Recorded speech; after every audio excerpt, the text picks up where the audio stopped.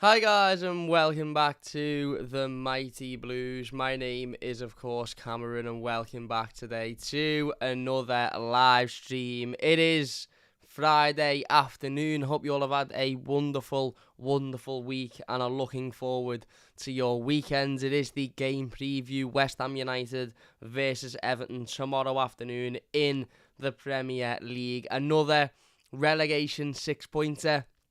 Another game of football that Everton really can't afford to lose and really can't afford to draw, if I'm being perfectly honest with you. I don't think a draw helps either team, particularly West Ham in a very similar position to what Everton are in. This game is being labelled as El Saco or El Sacico if you've been on social media over the last couple of days, and I think that's largely because there is a consensus that one of these two managers, be it Frank Lampard or David Moyes, will lose their job come this time tomorrow afternoon, or certainly depending on the result of tomorrow's game. Now, I usually would believe that to be the truth and would see that as something I could believe, but given Frank Lampard has already lost to relegation rivals multiple times this season, be it Southampton at Goodison Park, be it Wolves at Goodison Park, be it Leicester at Goodison Park, be it, Bournemouth away from home, given all of those results haven't gone our way, I'm not particularly believing that a defeat tomorrow will change anything in that sense. If Everton are to beat West Ham, I do think West Ham would sack David Moyes because I think there's probably a little bit more intent for that decision to be made at West Ham as opposed to Everton's intent to make a decision or Everton's board's intent to make a decision surrounding Frank Lampard, because let's be honest, the board are doing nothing at the moment except hiding away and creating narratives in the media to try and vilify fans based on very little to no evidence. So, listen, we don't know what will happen after this game. We don't know what the outcome of this game will be. And ultimately, it makes this game a really, really important one for both sides and a really, really important one specifically for Everton. Because, as I said, dependent on this result, if Everton are to lose this game,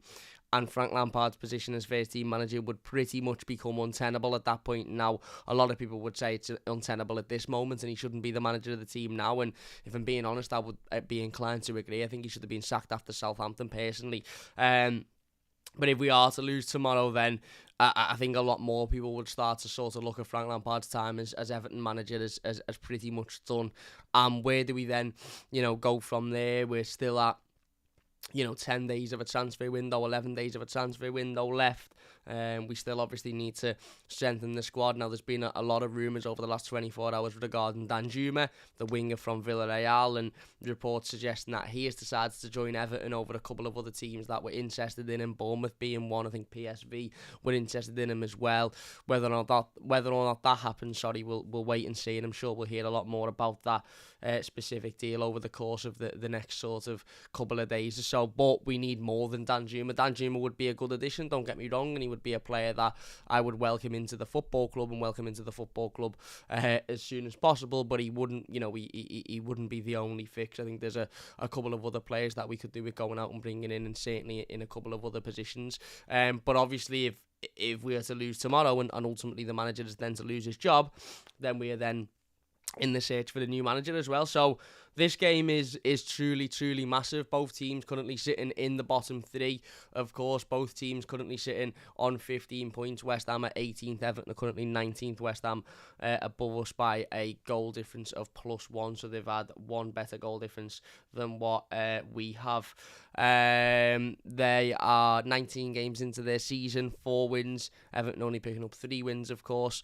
West Ham have had 3 draws to Everton's 6th, and they've actually had 12 defeats, whereas Everton have only had 10. So again, 2 more defeats to what Everton have had in the Premier League, but of course, due to those draws, currently sitting on the same points as Everton, and West Ham are, as I said before, equally in as bad of a position to what Everton are. Last time out, they were beaten by Wolves, another relegation rival, away from home, a 1-0 defeat, and that come after a 1-0 win at Brentford in the FA Cup away from home, a win that maybe could have given them a little bit of a confidence boost, maybe could have given them a little bit of momentum, a little bit of form, but obviously they didn't take advantage of that and ended up losing the week after against Wolves. Prior to that, a 2-2 draw with Leeds away from home, a 2-0 defeat to Brentford in the league away from home, a 3-1 defeat, at home the Brentford defeat was, an away defeat to Arsenal on Boxing Day as well, 3-1, and then obviously before the break they weren't in particularly good form as well. It is worth noting they have today completed the signing of forward Danny Ings from Aston Villa, who notoriously scores against Everton, has already scored against Everton this season for Aston Villa. Whether or not he is available to be a part of the matchday squad tomorrow, I'm unsure. I suppose that is all dependent on when he was registered and whether or not he was registered before midday today. Because of course if he wasn't registered before midday today, then he won't be able to be a part of the matchday squad tomorrow. But if he has been and he is involved, then that is just another worry for this Everton team, because Danny Ings absolutely loves a goal against Everton, and if I was a betting man, which I am on occasion, but I wouldn't say I'm a betting man, I'd say I enjoy the odd bet every now and then, I would be putting money on Danny Ings to score tomorrow. If I wasn't an Everton fan, obviously, because I won't bet against Everton, but if I wasn't an Everton fan, I'd be putting money on Danny Ings to score tomorrow, because he absolutely loves scoring against Everton. But ultimately, as it was last week, when we played Southampton in a very similar position, you know, a relegation 6-pointer, 9-pointer, 12-pointer, whatever you want to call it, this game is down to Everton and down to Frank Lampard to find a way and to find a way to win it, and that's something that Frank Lampard, unfortunately for him, hasn't been able to do, and well, unfortunately for us as well, because, you know, we're the ones affected by the defeats, but, you know, unfortunately hasn't been able to do in recent weeks, be it against, you know, relegation sides like Southampton and Bournemouth and Wolves, etc., or be it against, you know, teams like Manchester United in the Cup. He hasn't been able to find a way to get a positive result, but West Ham, very similarly, in a very similar position. David Moyes also hasn't been able to find a way to get a positive result for them. So, you know, it does very much feel like a massive game of football, and I don't just want to come into every game preview and label every game our most important game of the season or our biggest game of the season, but that's very much how it feels at the moment, especially when we're playing, you know, these relegation rivals sort of in consecutive weeks. It feels like every single one of these games is as big as the other, and, you know, every one previously we've played, we've lost, so let's hope that there's a completely different outcome tomorrow. But I do feel like if this is the game that, you know, one of these two managers will lose their job based off of the end results, and unless it's a draw, of course, but a draw doesn't really help either of us, does it? And listen, the advantage is obviously with West Ham, because they're at home and Everton are away from home, and Everton's away record notoriously isn't very good. Our away record against West Ham, actually, you know, I'm going to completely contradict myself here and make myself look like a bit of a hypocrite, but our away record against West Ham themselves isn't actually too bad. To be fair, our away record in general over the course of the last 5, 6, 7 years, whatever it's been, is absolutely woeful. But our away record specifically against West Ham isn't too bad. I'm confident in saying they're the team that we do best against away from home generally in the Premier League. And you know, I was there last season and we lost due to some, you know, a poor tactical plan by Frank Lampard, allowing Michael Keane to stand on the halfway line when he has got absolutely no pace whatsoever to be able to deal with a counter-attack and various other decisions that were made by the manager on that day that just didn't work. And he ultimately can't afford to make those mistakes again tomorrow, and West Ham will be looking at this game in a very similar manner. Obviously, as I've just mentioned, they've brought Danny Ings in. They've obviously got the likes of Declan Rice in there, Berahino, who I think scored, sorry, not Berahino, Ben Rama, who I think scored in the fixture last season, Jared Bowen, who hasn't been on great form, but we know the quality that he possesses, Lanzini, who's been a thorn in Everton's side over the years, Cresswell as well. So, you know, again, this is equally as important of a game of football for West Ham as it is for Everton, and West Ham will be looking at this as an opportunity to, very similarly to Southampton, to come up against a team out of form, a team low on confidence, a team whose fans are seriously unhappy with what is going on at the football club at all levels at the moment, and try and take advantage of that. And it's down to Frank Lampard. And it may be his last chance to do this, to try and counteract that and get a positive result. And, one thing Everton shouldn't be doing is going into this game with a massive fear of this West Ham team, because once again, as I said, with the game against Southampton, we're playing a team who ultimately are not very good at the moment. Now, granted, I'll hold my hands up. Everton are also not very good at the moment, and of course that will that could work in West Ham's favour as well. But West Ham aren't particularly good, and even at home they've been poor, and there's pressure on their manager and there's pressure on their board at the moment for what's going on with their football club. So, I don't want to say it's an even playing field, because it's very clearly not an even playing field, because, West Ham are at home and, have got the clear advantage because of that. But it's not like we're coming into a West Ham team like last season who were doing well and who were fighting towards the European places, and obviously still in a European competition at this point last season, still in a European competition now in the Conference League, of course. So West Ham could quite strangely end up being relegated. I don't think they will be relegated, but end up being relegated and winning a European competition, which would be a little bit mad. But as I said, Frank can't afford to get this wrong tomorrow. Now, although I'm not 100% convinced if we were to lose. I've had this point with managers before where I've gone into games,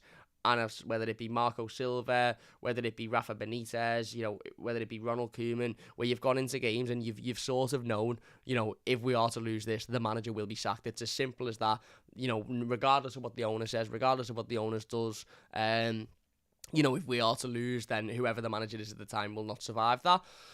I feel a little bit different with this one. I do. I don't know why. Maybe it's because the perfect opportunity to sack Frank Lampard would have been after Southampton, especially given it would have given the board an excuse to sort of, I don't know, make a difference or give them a reason to say, well, hang on, look, we're trying to change things because we've sacked the manager.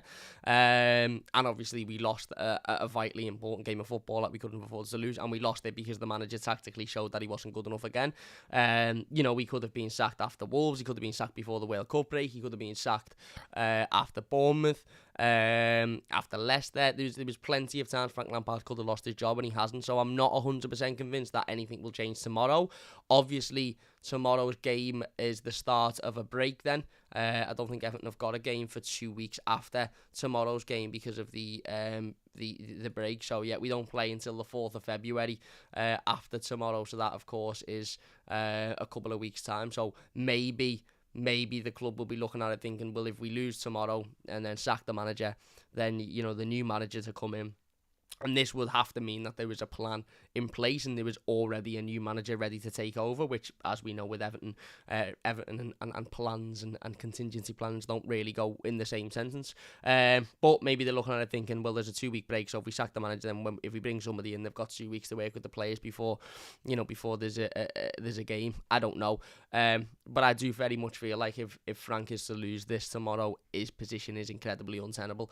And, whether or not people believe that this is all Frank Lampard's fault, and I certainly don't believe that what's going on at the football club at the moment is all Frank Lampard's fault, and I certainly don't believe that Frank Lampard has been backed as much as he could have been, and I certainly don't think Frank Lampard has had the best tools to do the best job, and maybe had he have been given better tools, he would have been a little bit more successful. I don't know. But the reality is, our form, our league position, our points tally, it would still be 3 wins all season after 19, 20 games. It's not good enough. So this will be potentially Frank Lampard's last opportunity to go out there and show that against a team that are in a similar position to us, that are in a similar situation to us, that are also incredibly low on confidence, that are also completely out of form. He can go out and he can get a positive result against them.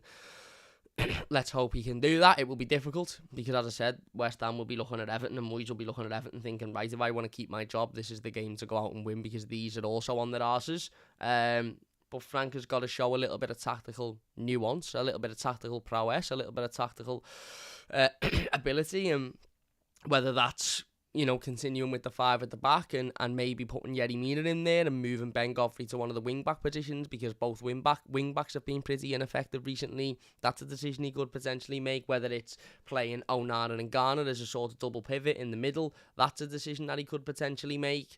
I don't know. I'm not the manager ultimately, but I think the manager needs to understand the importance of this game and the fact that another defeat at this stage in the season against the team that are currently around us, given that after that break we've got the likes of Arsenal and Liverpool. Arsenal, who are obviously flying at the moment, top of the league, and looking like they could well go on and win the league. Liverpool aren't doing as well, but Liverpool and Anfield, Liverpool could be a League 2 team at Anfield, and Everton wouldn't go there and demolish them, or wouldn't go there and wipe the floor with them. So again, that's 2 games that could easily be 2 defeats, and that would be, 5, 6, 7 defeats on the bounce. So yeah, this is a really, really, really important game, and it'll be interesting to see how the manager sets up. Let's get into some of the live comments then before we do our predicted starting 11 and talk a little bit more about the game. Me says, Cam doing his own live at 5, get in. Connor says, good evening, Cam, what's happening? Blue Cali says, hi Cam, hi Blues. Bob says, toffee nut. Yeah, for those who are unaware of what Bob is talking about there, toffee nut, I believe, is a user on the Grand Old Team forum, and he said earlier this morning, I think, that Danjuma had chosen Everton and that the deal was all but done. As I said, I not that I don't know who Toffee Nut is. I've never met him. I've never spoken to him. I don't know his reliability. In fact, the first time I've ever heard his name brought up was today. I will wait and see if Danjuma is stood at Finch Farm with an Everton shirt over the course of the next couple of days, and then we'll discuss it. But ultimately, until then, there's a game of football to be played tomorrow, and we've all got to get behind the team, we've all got to get behind the manager, we've all got to get behind the players. Of course, the board is still a massive issue, and the board issue will be addressed again, during that game against Arsenal. Before that game against Arsenal, I believe, with another incredibly peaceful protest, despite the fact that the media and the board will probably try and spin it in a different way. But for tomorrow's game, we've got to get behind the players, we've got to get behind the manager, because ultimately we can't just keep losing games of football, because we are moonwalking towards the championship. Hi Cam, hi Blues, says Blue Cali. Pyrex says El Sachico. Danjuma done them. We'll wait and see. Holger says Danjuma gives me hope. Champions League proven. We need to go all in for Moussa Dembele and Conor Gallagher's not coming to Everton, mate. Moussa Dembele, potentially. Conor Gallagher, maybe.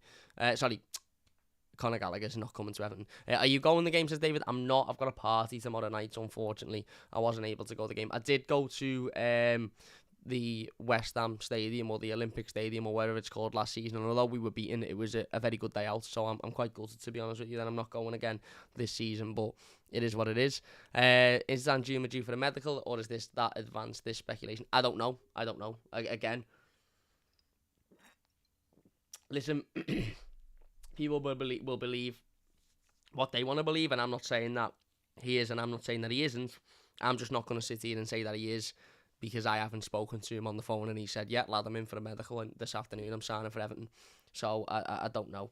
And again, I'm happy with Danjuma, and I think he's a good sign, and I think he will improve this squad dramatically, don't get me wrong.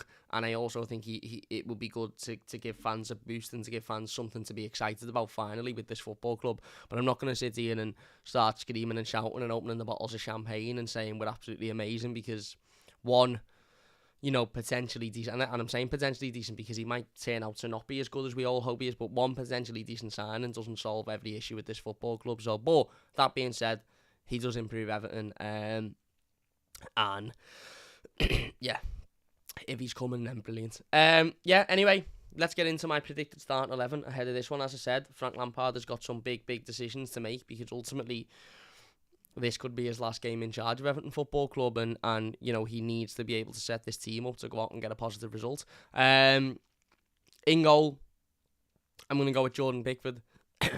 Again, very little point in sitting here and talking about why I'm going for Jordan Pickford. He's Everton's number one. He will remain Everton's number one, and he will start in goal. Back line, I'm actually going to go with, pardon me,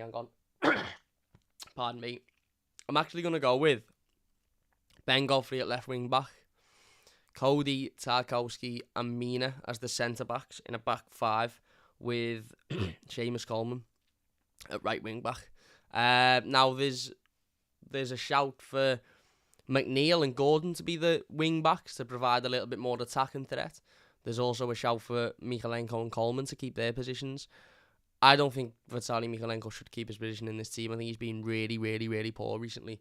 And I think having Ben Godfrey, whether it be right or left side, because there's an argument that Seamus should come out as well, it's just a little bit more beneficial. You can then fit Yerry Mina into a centre-back pairing or a centre-back trio.